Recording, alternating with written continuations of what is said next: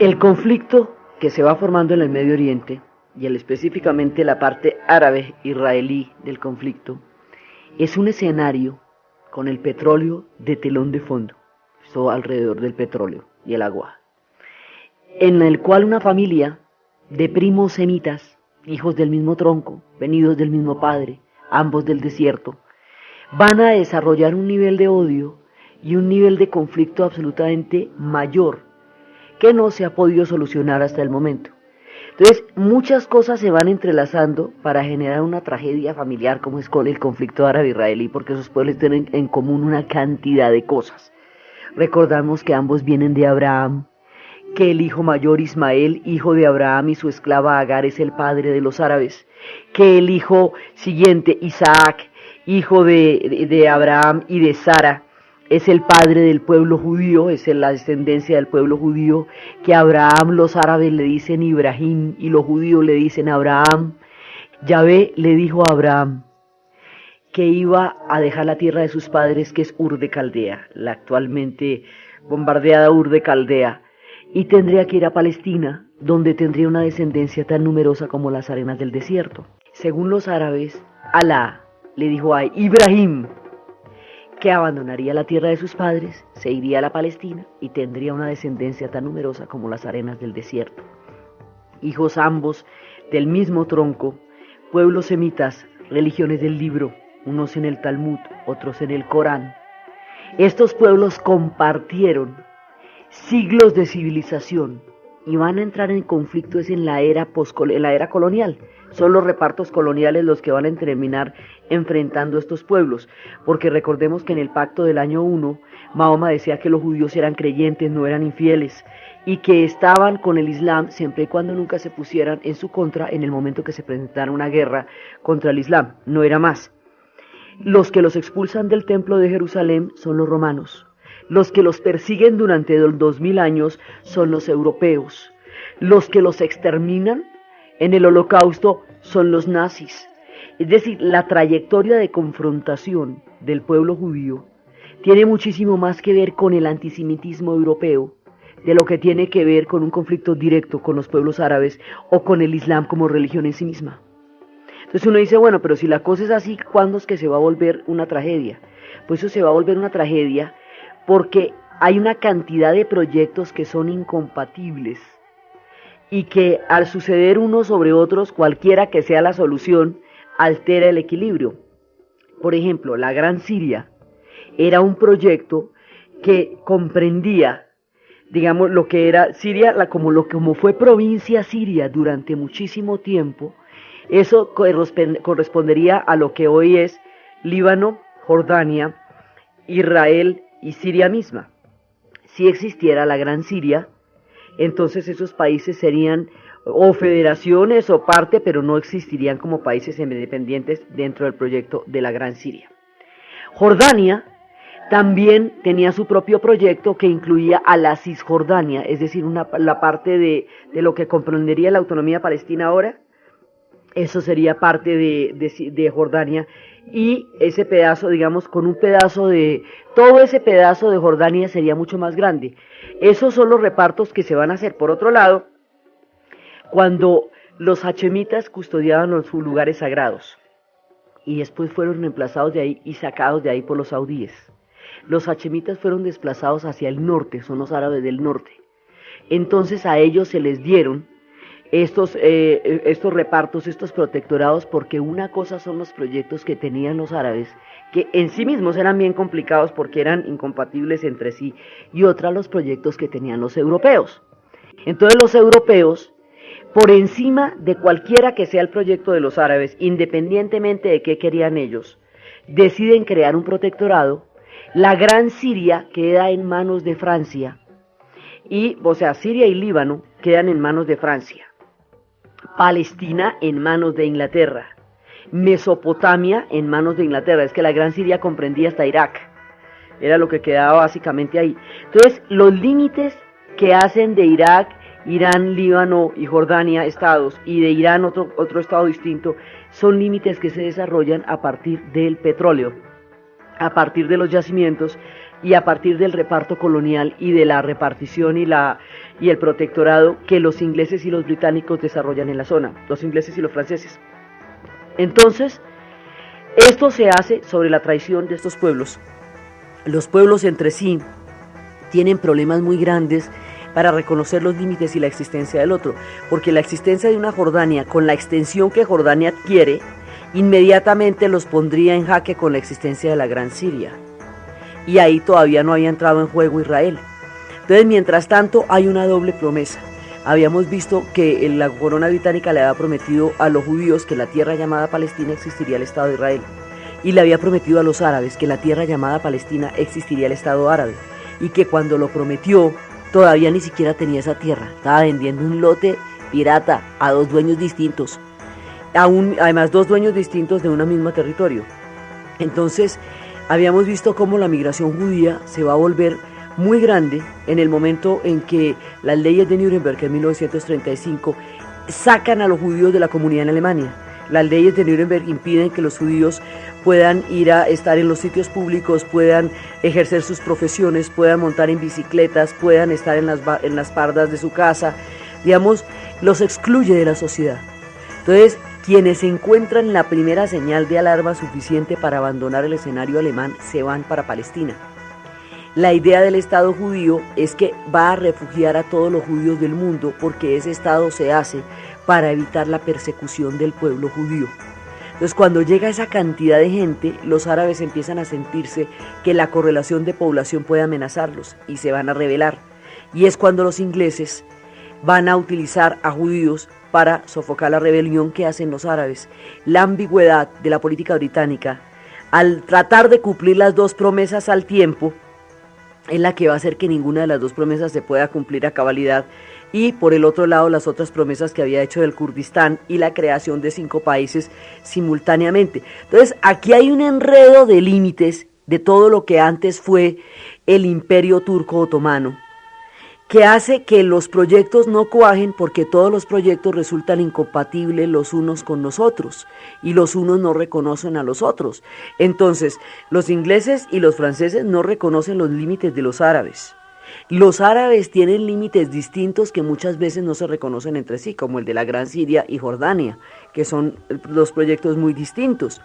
Entonces, la armazón geográfica del Medio Oriente nace llena de problemas, porque no existe la fórmula que permita que todo el mundo encuentre un lugar, un estado, un territorio en esa inmensa zona, en ese gran desierto, donde cada uno está pensando una cosa muy distinta de lo que es su idea de lo que van a ser los estados y los países nuevos.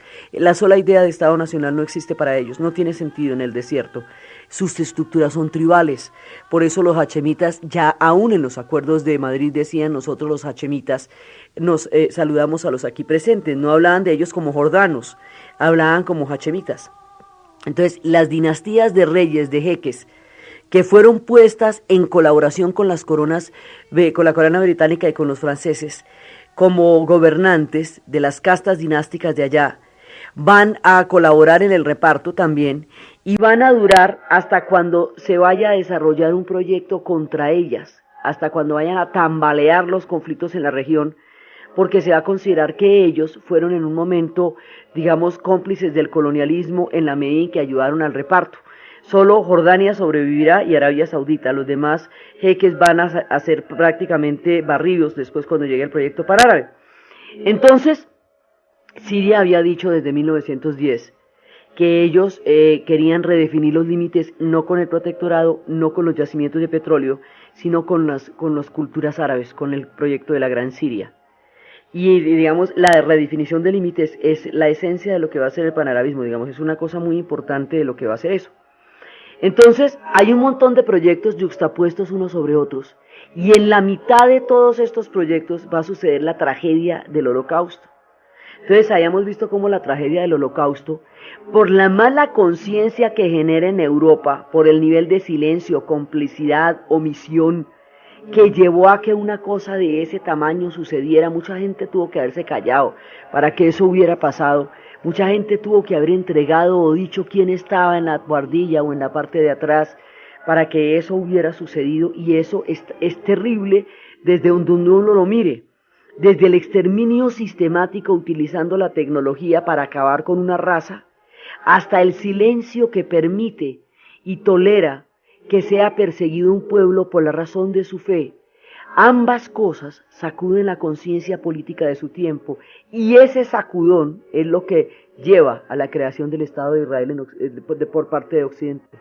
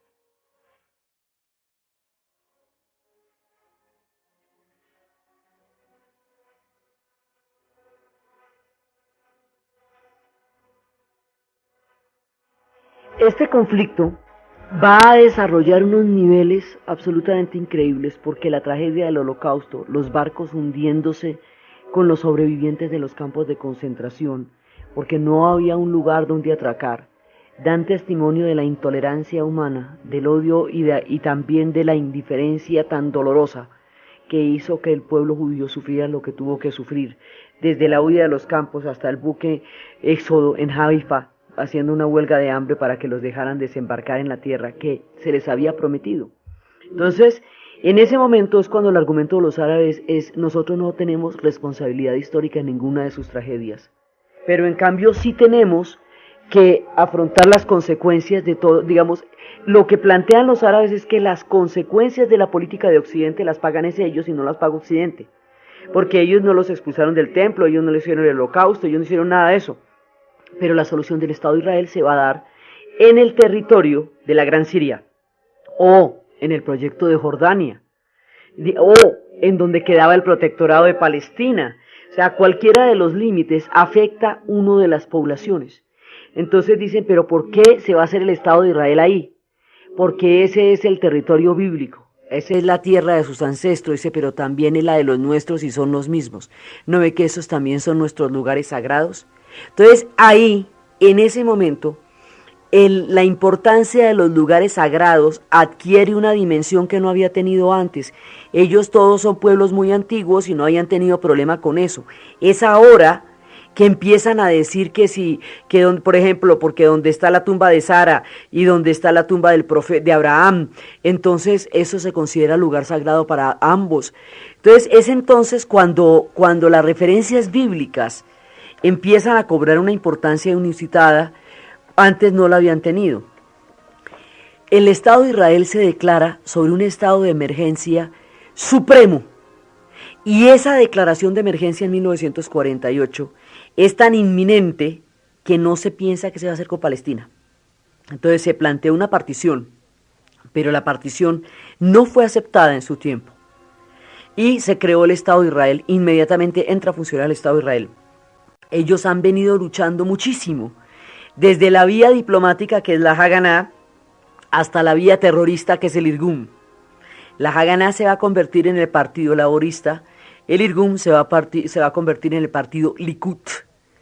Y empieza un proyecto, además, ese proyecto tiene mucho que ver con el socialismo, entre otras cosas, porque hay muchísimos judíos rusos en la base de la creación del Estado de Israel, y tiene el sistema de los kibbutz, que son estas granjas comunitarias, y tiene el sistema de sacar del desierto, hacer florecer el desierto y hacer florecer las naranjas y los frutos del desierto.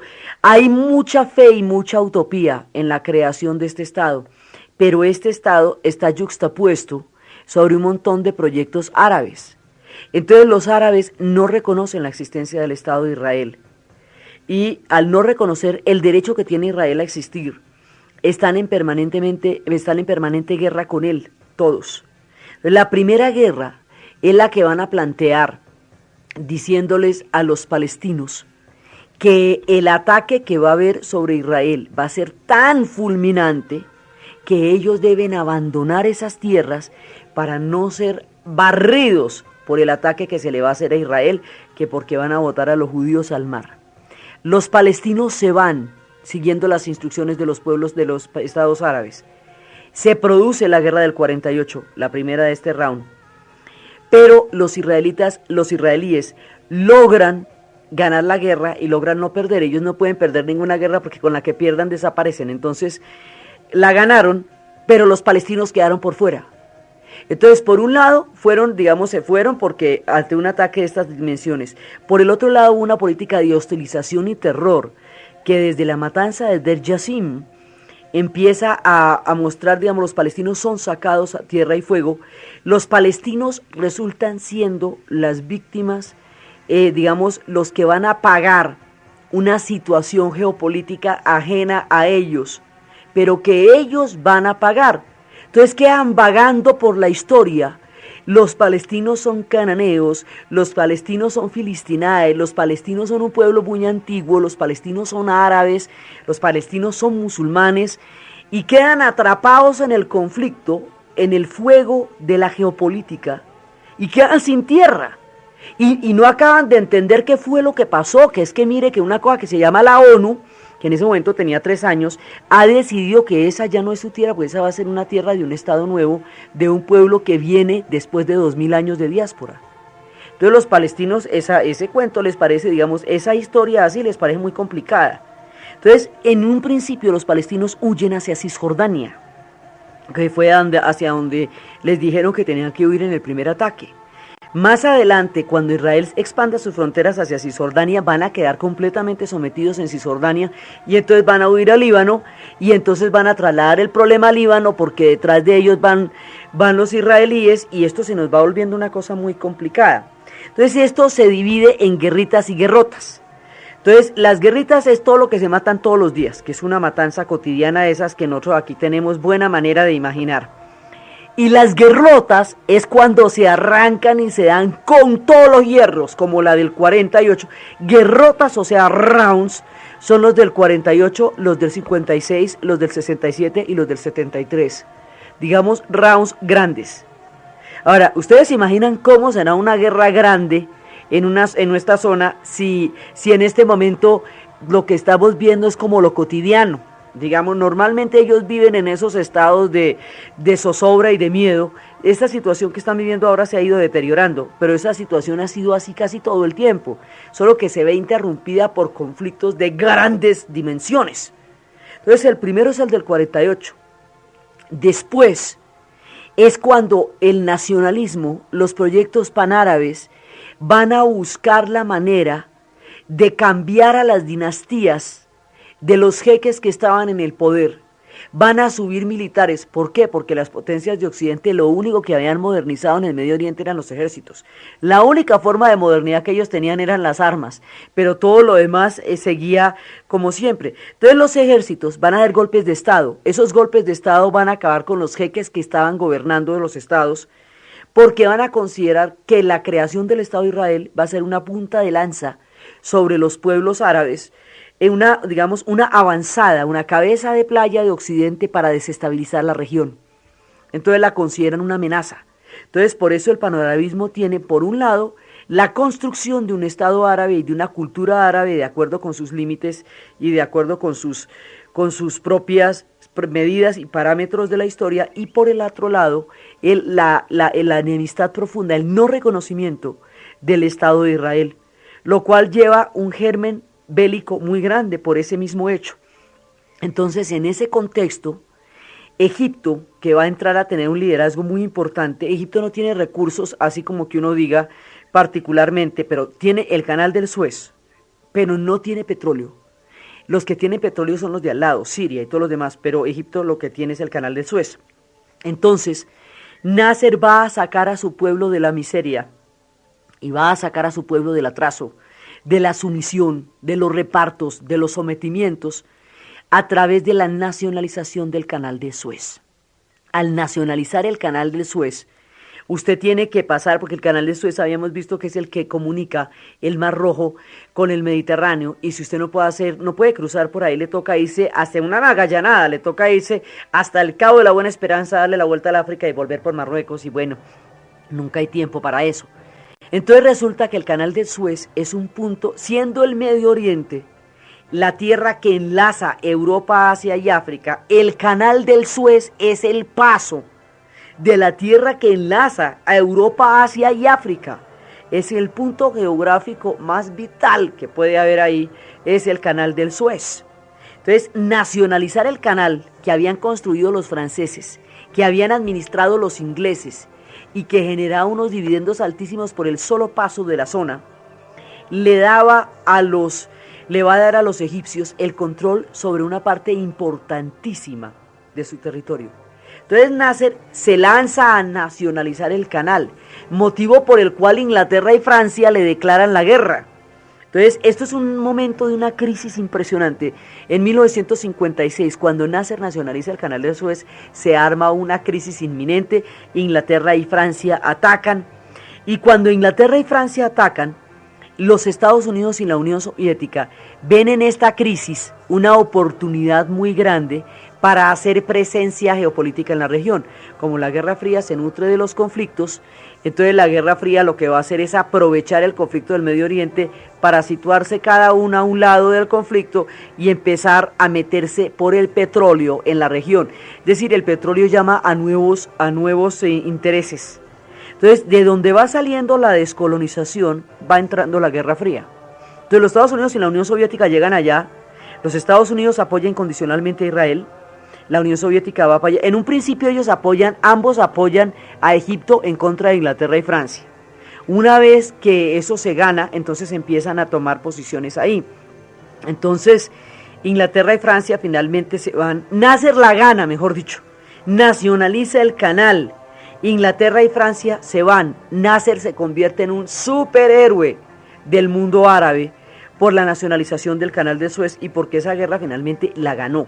En el momento en que la guerra termina, ya Estados Unidos y la Unión Soviética están instalados en la zona. Luego ya hemos cambiado, primero del Imperio Turco Otomano en la era moderna al protectorado franco-británico, y ahora vamos a cambiar a la Guerra Fría. Entonces, esta gente va cambiando de orden cada ratico.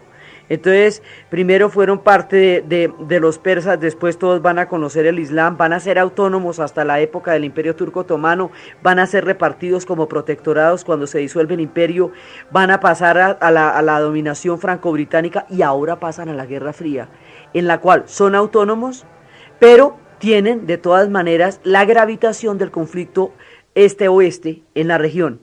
Estando en la crisis del Canal del Suez, Israel ataca.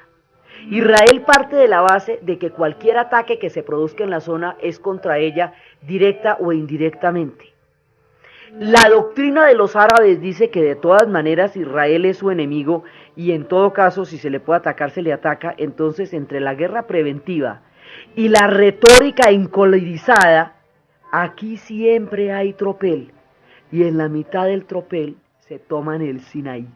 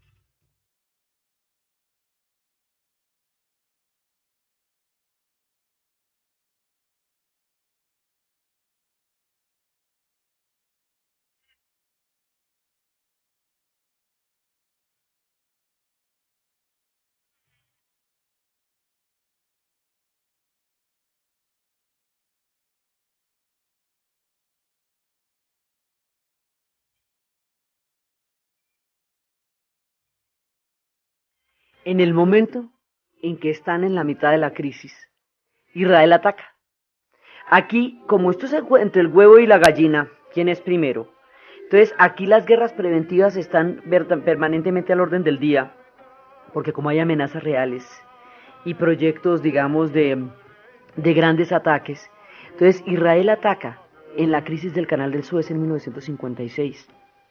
Esa crisis es impresionante, además porque la Unión Soviética se mete no solamente por los intereses que pueda tener, sino porque está tratando de tapar las barbaridades que está haciendo en Hungría, pasándole los tanques por encima al pueblo en Budapest por la gran rebelión de Irmin Nagy en ese momento. Entonces se van para allá. Cuando aquí se encuentran todos, porque están Inglaterra y Francia contra Egipto, apoyado por Estados Unidos y la Unión Soviética, y en la mitad se mete Israel como para que la cosa tenga acción, suspenso, intriga.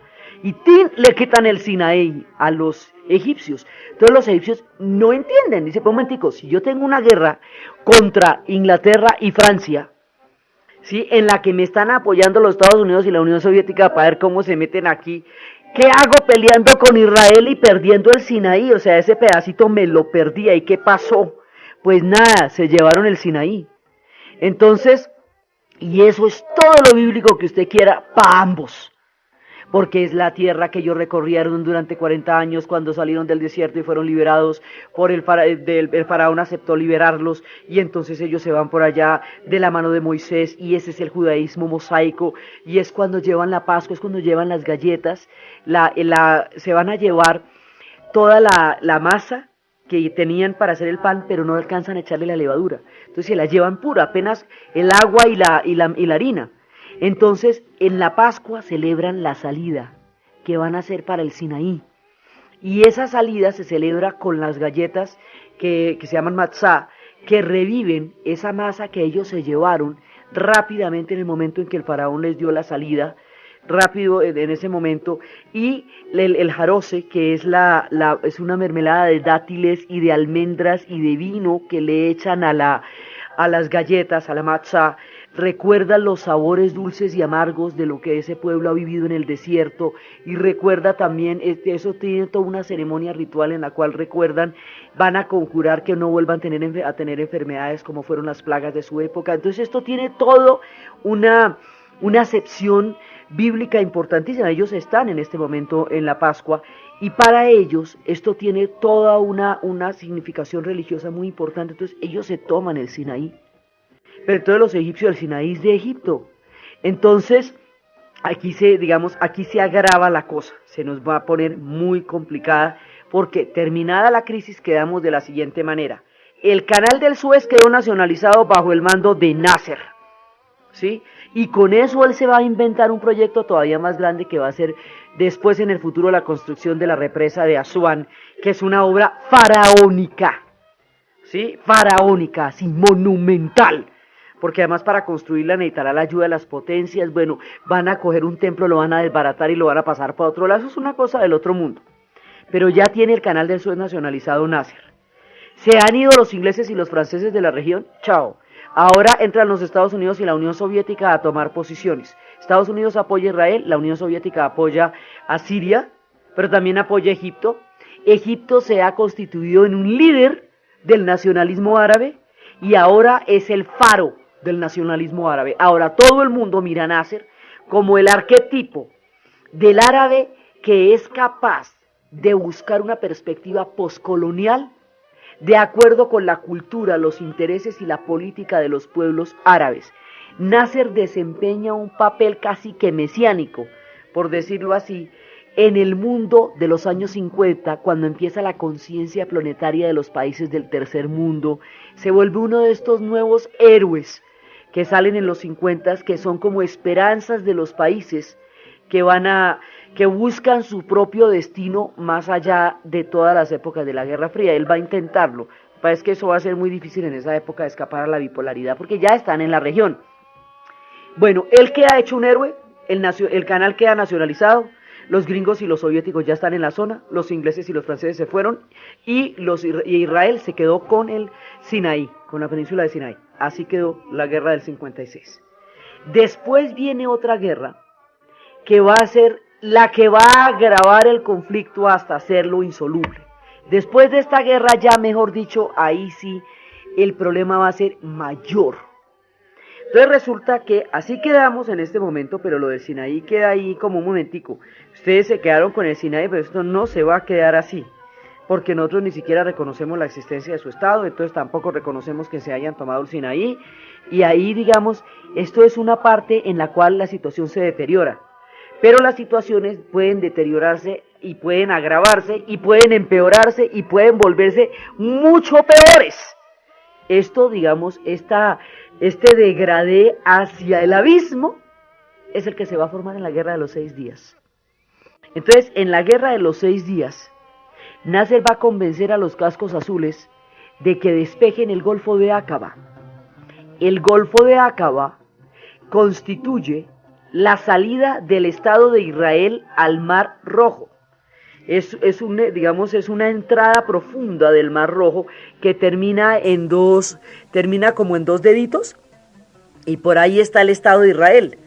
Entonces, si usted le tapona el Golfo de Aqaba, lo deja solamente saliendo al Mediterráneo, y como la feroz retórica de la época decía que lo que iban a hacer era echar los judíos al mar, entonces al sacar los cascos azules del Golfo de Aqaba, usted realmente está amenazando la existencia misma de Israel, que está en constante amenaza. El estar en constante amenaza va a hacer que pasemos de un estado utópico a un estado guerrero. El sueño de poder vivir en paz después de 2000 años de diáspora y de persecución se va a transformar lentamente en un estado bélico que considera que lo que les pasó en la época del Holocausto fue por una aceptación pasiva de una voluntad rabínica, y que eso no les va a volver a pasar, que el Estado va a ser laico, que el Estado va a ser, y que todo el mundo va a ser un soldado, y que a todo el que los amenace le van a creer. Entonces, los israelíes empiezan a creer cualquier amenaza que se les haga y los árabes tienen una retórica incendiaria muy florida, ¿sí? Pero ellos tienen intención de ataque, no es solo retórica, pero la retórica no ayuda. Entonces, en el momento en que despejan el Golfo de Acaba, los cascos azules, Israel se da por atacada de una. O sea, me dice, yo no tengo que esperar a que me disparen para saber que esto es un ataque. Eso mejor dicho, lo que toca es atacar tempranito, de una, porque el que pega primero pega dos veces. Moshe Dayan dirige el ataque. Y el ataque va a ser tan contundente, es que además el ataque es de Israel, con su pequeño territorio, contra Jordania, contra Siria, contra Egipto, contra todos los países árabes, ellos contra Israel. Entonces Israel tiene un armamento sumamente moderno. Israel peleó la Segunda Guerra Mundial. Israel lleva mucho tiempo entre los europeos. Conoce la modernidad en la guerra como en la política. Los árabes, teniendo un armamento también bueno porque la Unión Soviética se ha encargado de eso, tienen una manera de pelear muy antigua que no, digamos, no comprende la contundencia de las guerras modernas. Y lo que va a pasar es que en 6 días Israel, en un ataque contundente, le va a quitar a Siria los altos del Golán, a Jordania la margen occidental del río Jordán, conocida como Cisjordania, y a Egipto, al que ya le había quitado el Sinaí, la franja de Gaza.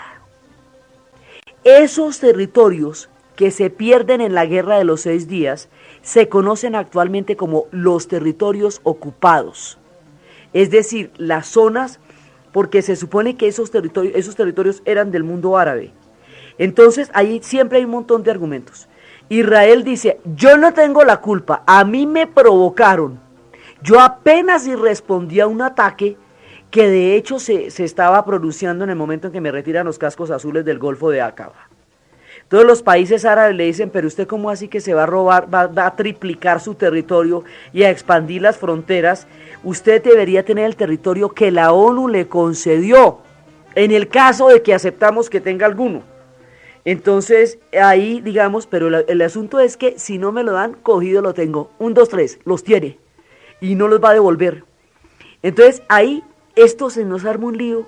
Los palestinos, ya expulsados de su tierra, ya mirando desde las alambradas lo que fue su hogar durante siglos, ahora van a quedar en una situación de total indefensión, porque quedan sometidos completamente bajo el mandato de Israel, y no tienen derechos, y no son ciudadanos, y no tienen Estado, y no va, mejor dicho, ellos quedan en un limbo histórico. Y la guerra de los 6 días agrava muchísimo más el limbo histórico en el cual ellos ya habían quedado desde la creación del Estado. Entonces, se mueven para Líbano porque ¿qué más hacen? Se van por todos los países árabes. Ahora, Jordania tiene una posición muy ambigua porque por un lado los ha admitido y los ha refugiado, pero también otras veces los ha expulsado. Jordania siempre ha sido enemiga de Israel, pero a veces tiene intereses en repartirse con Israel ese pedacito de tierra. Digamos, Jordania tiene una actitud a veces proclive, a veces en contra de los palestinos, que hace que no siempre se pueda saber exactamente qué va a pasar con Jordania, pero en Jordania está la mayoría de la población palestina. Se van para Jordania, se van para Líbano, y a medida que se vayan yendo, van llevando el conflicto a otras partes. Ellos no tienen nada, no tienen tierra, no tienen nada, pero nada es nada. Viven en la miseria más miedosa, esparcidos por todas partes, sometidos a los vaivenes de la política de los árabes, que igual a veces los acepta como a veces los expulsa, a veces los apoya como a veces los abandona.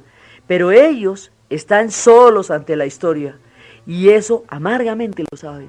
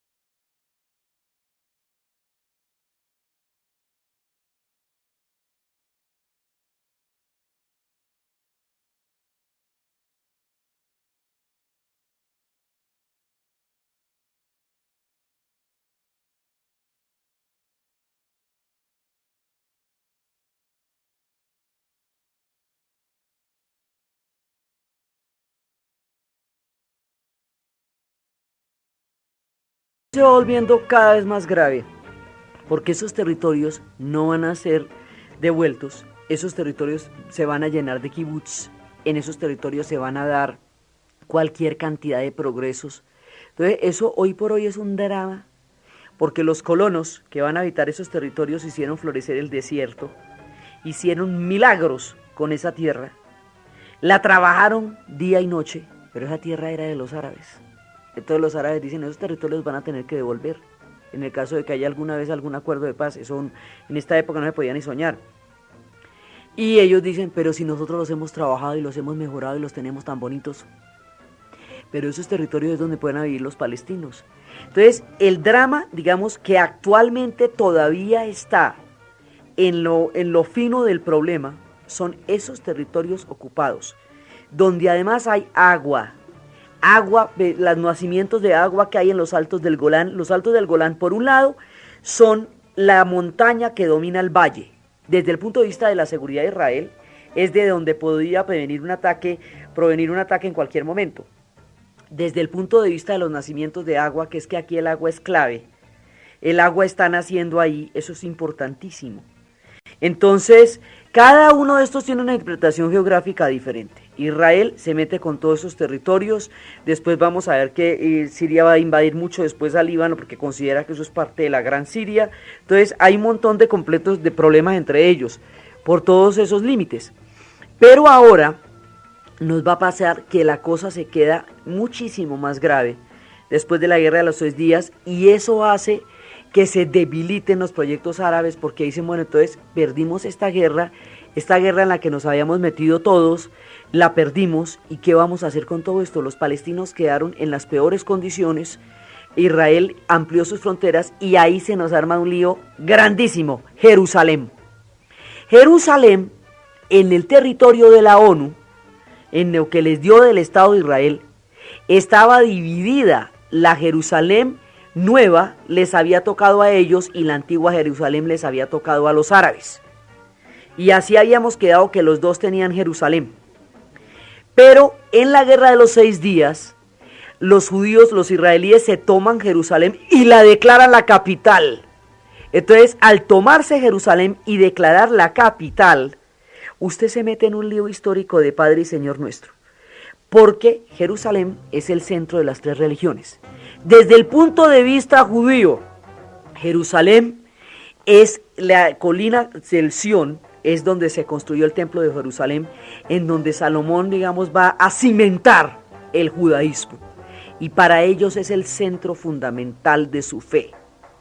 Desde el punto de vista árabe, Jerusalén era la dirección en la cual todo el mundo rezaba, junto con la Meca, donde está la segunda mezquita más importante del mundo islámico, la mezquita de la Roca, la del Domo Dorado, donde está, digamos, uno de los centros del mundo musulmán, está allá.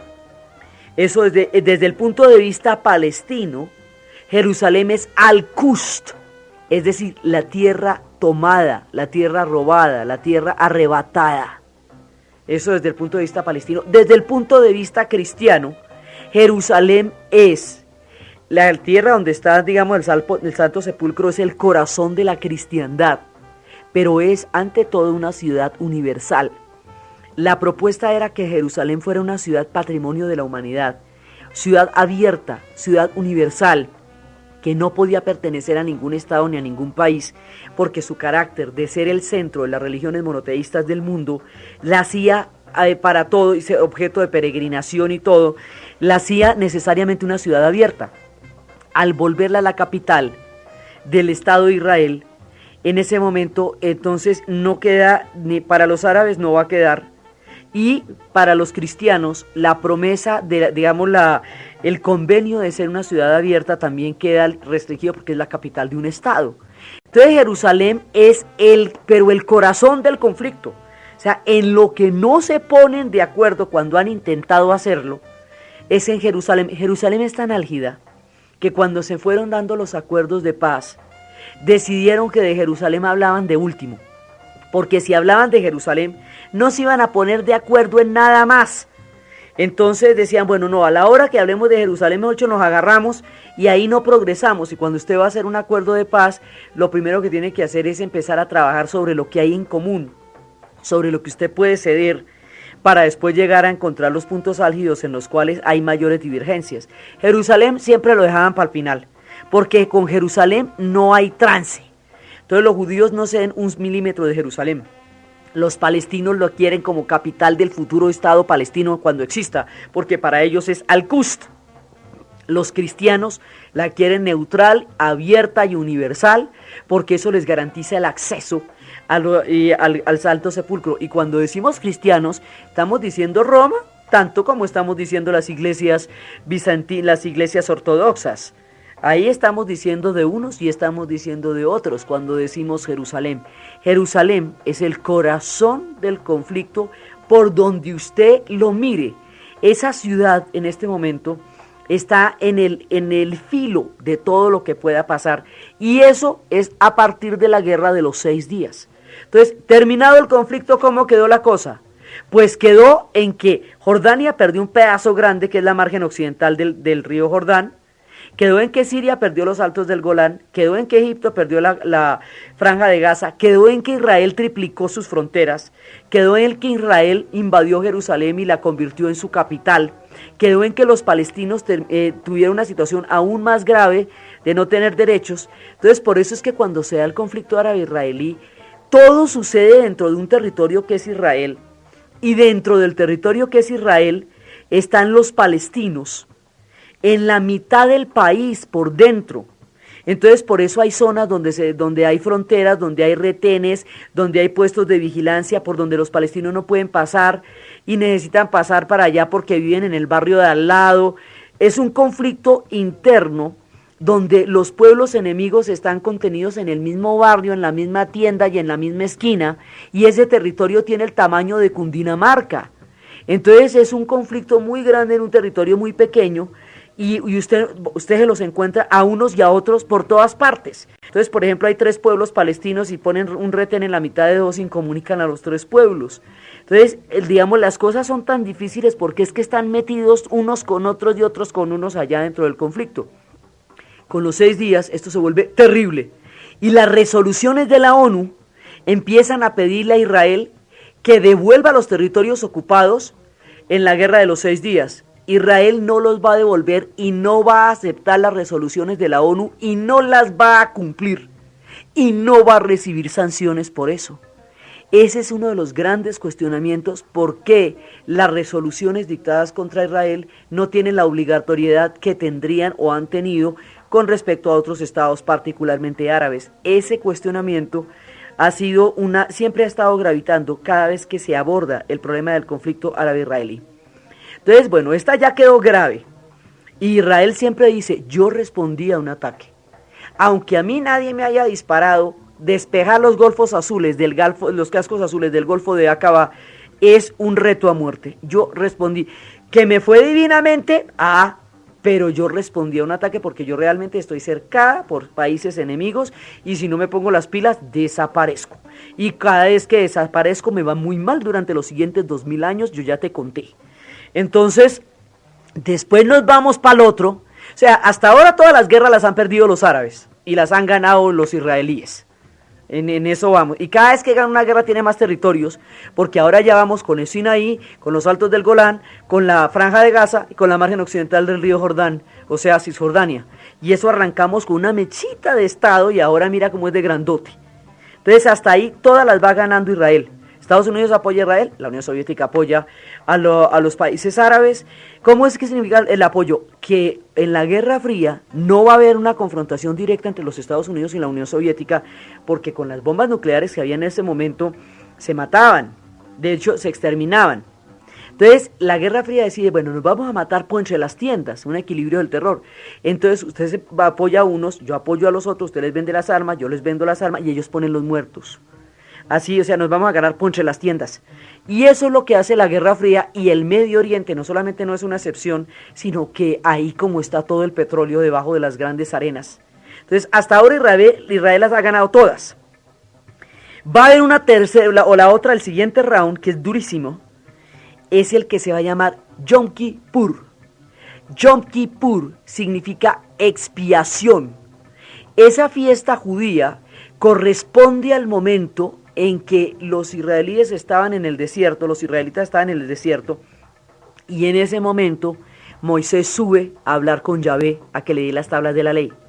Mientras él sube, el pueblo de Israel se despelota y se desorganiza y empieza a adorar un becerro de oro y se enrumba y se emparranda, y cuando baja Moisés se pone furioso de ver pues en qué estaban, y al decirles que han dado la espalda a Yahvé, ellos sienten un gran remordimiento y van a expiar el haberle dado la espalda a Yahvé cuando se estaba fraguando los libros de la ley. Esa expiación, la palabra expiación es Yom Kippur. Entonces, esa es una fiesta muy importante para la cultura judía. Y están en su fiesta de Yom Kippur, en el recogimiento de la expiación, cuando se produce un ataque árabe con todos los hierros. Esa es la primera guerra de misiles. Esa es la primera guerra, ya digamos, como son las guerras modernas, y les van a coger toda la parte, les van a dar durísimo. En ese momento hay un factor que tienen los árabes que no habían tenido nunca antes: el control sobre el petróleo.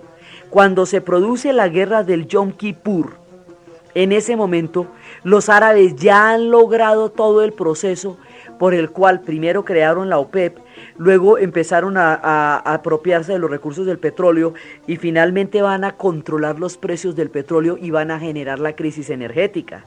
Entonces, cuando están en la crisis energética, cuando el mundo pasa del superávit, cuando la sociedad industrial pasa del superávit a lo que va a ser la recesión por el efecto de la crisis energética, cuando el contexto se hace más álgido es cuando se da la guerra del Yom Kippur.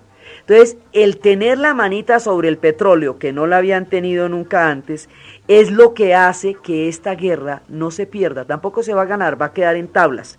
Pero la relación entre la crisis energética y la guerra del Yom Kippur, y cómo llegan a lo del petróleo y cómo se van desenvolviendo estos conflictos, es lo que vamos a ver en el siguiente programa, cuando estamos ya en lo grueso del conflicto en estos pueblos. Entonces, desde la utopía de la creación del Estado de Israel, desde la tragedia del pueblo palestino, desde la búsqueda de las identidades históricas de estos pueblos que han tratado de pelearse contra viento y marea, entre colonialismos y esperanzas, un lugar sobre la tierra, en la narración de Ana Uribe, en la producción César Moreno, y para ustedes feliz domingo.